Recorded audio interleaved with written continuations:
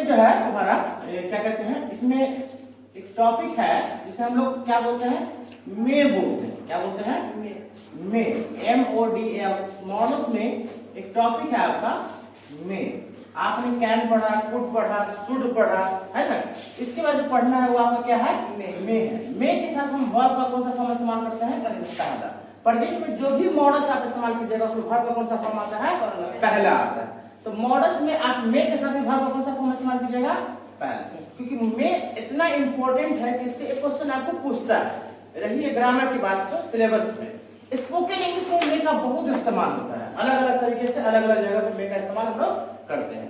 सबसे पहला जो मे का इस्तेमाल है वो है पॉसिबिलिटी दिखाने के लिए। क्या दिखाने के लिए?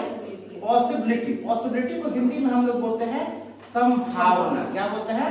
संभावना।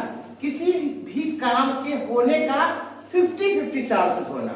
जैसे मौसम थोड़ा सा खराब है, आपने बोला कि हाँ सर बारिश हो सकती है, तो यहाँ पर आपने उस बारिश होने का क्या दिखाया, संभावना दिखाया।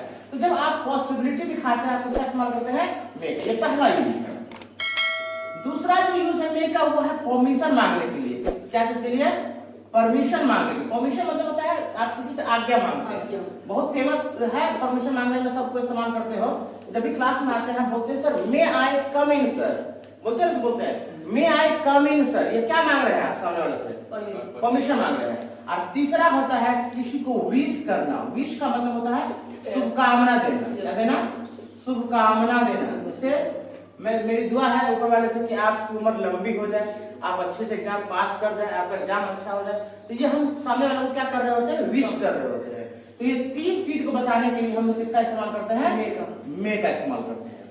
पहला है टू शो दी पॉसिबिलिटी, संभावना दिखाने के लिए। To ask for permission, permission मांगने के लिए। And to wish someone, somebody, किसी को विश करने के लिए। अब इसको स्ट्रक्चर के फॉर्म में अगर आप लिखिएगा तो हमारा जो स्ट्रक्चर होगा वो क्या होगा, तो स्ट्रक्चर हम आपको बता दें पॉजिटिव और नेगेटिव एक साथ आप पढ़ लीजिए। क्योंकि पॉजिटिव हो या नेगेटिव हो, दोनों केस में जो हम लोग दिखाते हैं वो संभावना दिखाते हैं। क्या दिखाते हैं? संभावना।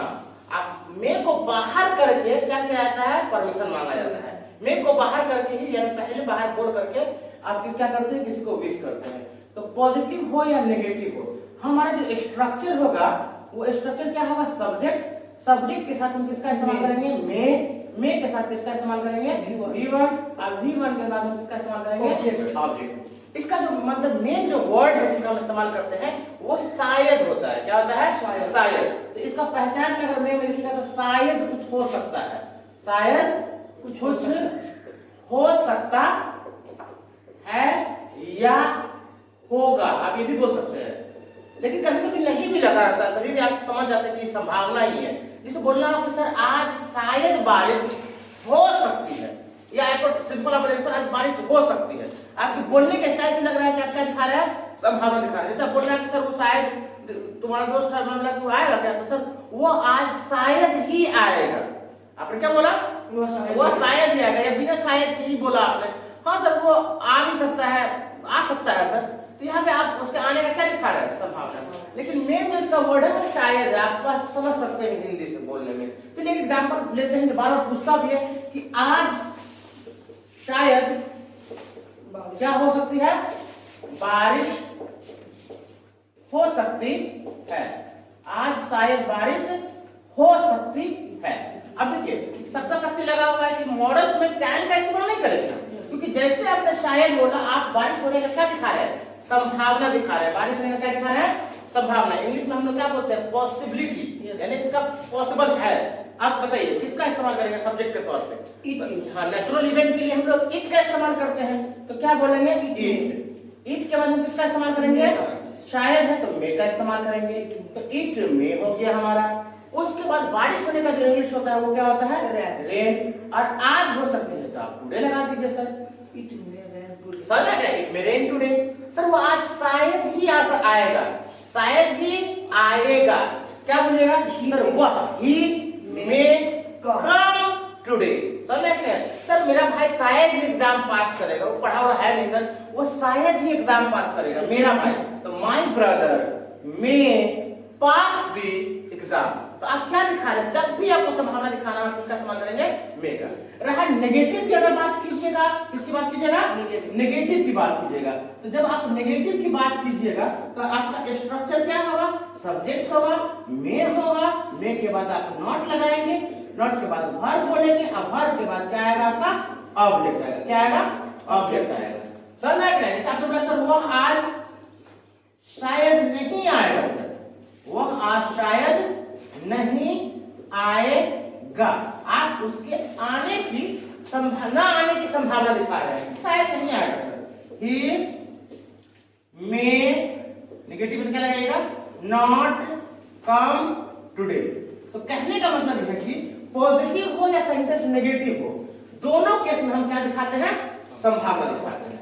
अब रही क्वेश्चन की बात, तो क्वेश्चन में आप किसको बाहर कीजिएगा, मे को, मे को बाहर कीजिएगा। Very good. तो स्ट्रक्चर क्या हो जाएगा, मे plus subject plus V1 plus object. तो ये जो क्वेश्चन होता है ना, मे को बाहर करके होता है, और इसी को बाहर करके हम यानी कि परमिशन भी मांगते हैं, किसी को क्या करते हैं, विश भी करते हैं। क्या करते हैं, विश करते हैं। WIS विश मतलब होता है किसी को शुभकामना देना, हिंदी में हम लिख दिए, आप समझ जाइएगा। मे को बाहर करते हैं। पहला एग्जांपल हम लोग लेते हैं किसके रिगार्डिंग, परमिशन के रिगार्डिंग। किसके रिगार्डिंग, परमिशन के रिगार्डिंग।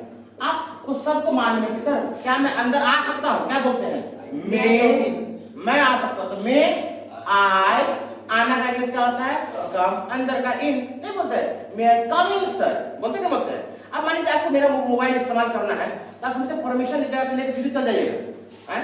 आप जब बड़ों का कोई सामान इस्तेमाल करते हैं तो परमिशन मांगते कि नहीं मांगते हैं, तो आप क्या बोलेगा, सर क्या मैं आपका मोबाइल इस्तेमाल कर सकता हूं। इंग्लिश में इसको कैसे बोलिएगा, मे, क्या मैं, मे के बाद किसका सब्जेक्ट हो जाएगा हमारा, आई।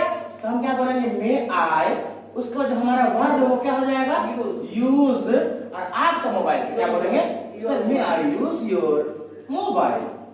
समझ गए, क्या मैं आपकी मदद कर सकता हूं sir, may I help you. क्या मैं बोल सकता हूं सर, मे आई स्पीक। क्या मैं जा सकता हूं, मे आई गो। मे को बाहर कीजिए, धरने से परमिशन मांगते हैं, सबसे मांगते हैं परमिशन। समझ में आ रहा है। अब तीसरा दूसरा जो चीज है आपको एग्जाम्पल में, मे का विश करना, यानी मे को बाहर करके, ये नहीं पहले बोलिएगा सब्जेक्ट है तब बोलिएगा मे, गड़बड़ हो जाएगा। मे को बाहर करके ही आप किसी को क्या करते हैं, विश करते हैं। एक एग्जाम्पल हम लोग विश वाला लेते हैं। अब जैसे मान लीजिए कोई आदमी हॉस्पिटल में आपका रिश्तेदार एडमिट है, बूढ़ा बुजुर्ग बेचारा आईसीयू में एडमिट है, तो वहां उसको 2 केजी सेब लेकर के गया, 2 केजी एप्पल लेके पहुंचे, और वहां पे जब गए तो क्या बोले उसको कि जब मुलाकात बात की उससे मिले तो बोले कि हाँ दुआ करते हैं कि आप अच्छे हो जाइए, आपकी उम्र लंबी हो जाए। हाँ समझ रहे हैं ना। तो आप उसको इंग्लिश में कैसे बोलिएगा, तो मैं ऊपर से दुआ करता हूँ कि आपकी उम्र लंबी हो जाए, मे यू लीव लॉन्ग। क्या बोलेंगे, मे यू लीव लॉन्ग, यानी अल्लाह आपकी उम्र को, भगवान आपकी उम्र को क्या कर दे, लंबी कर दे। तो पहले मे को बोलना है, ये नहीं कि पहले यू को बोलिएगा।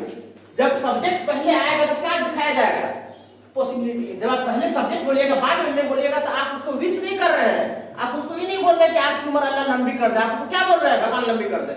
आप उसको बोल रहे हैं कि आप शायद लंबा जिंदा रहेगा, जाइएगा जल्दी। आप पहले बोलिए ना, पहले क्या बोलिए, यू मे लिव लॉन्ग।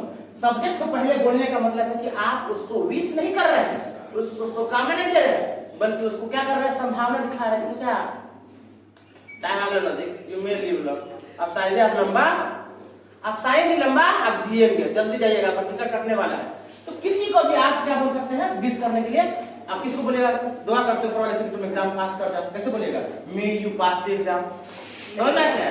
किसी को बोलना है कि आपकी यात्रा मंगलमय हो, मे यू हैव मंगलमय, may you have happy journey, नहीं बोलते हैं हैप्पी जर्नी।